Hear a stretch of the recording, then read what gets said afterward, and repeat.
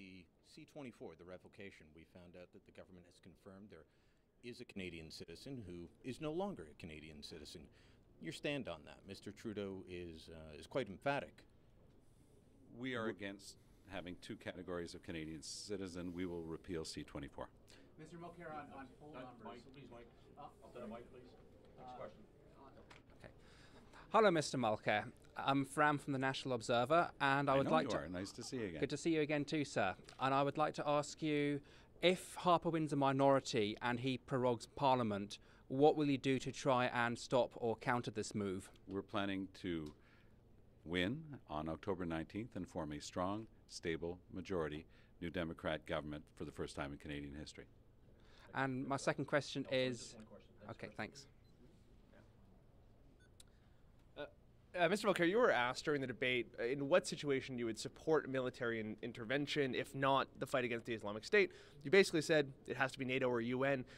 Does that conflict with responsibility to protect? Is there any situation where the Canadian military could be used where it's not a sanctioned mission through NATO or the UN? It's theoretical, but what you have seen us do is support on a UN mandate under the duty to protect, the responsibility to protect of the UN, and that was in the case of the Libyan mission. So we've shown that in that case we were willing to go that route. A number of polls that have shown that your support in Quebec is slipping, and I'm wondering why you think that is, and what the plan is in these next few weeks of the campaign to try to turn that around. Our support in Quebec is at historic levels. We're thrilled with the campaign. You know and I know that there are always going to be some issues that come up and affect things as you go along, but frankly I've always been that person to talk very openly, to share and understand people's concerns, but to stand on questions of important principle, and that's what we've been doing, and we're going to continue to respect people's concerns and dialogue with them and engage with them, but we are at a level of support right now that is a historic high for the NDP, and on October 19th, watch us go. 1 minute left. Mr. Mulcair, do you think it's fair to go after Mr. Trudeau for actions that his father did decades ago?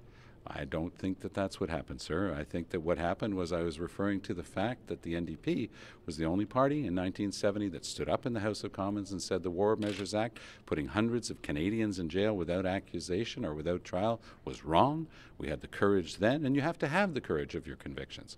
When I started the debate against Bill C-51, the vast majority of Canadians were in favor of it, but we said that we were going to stand on a strong question of principle against Bill C-51. Mr. Trudeau supported it.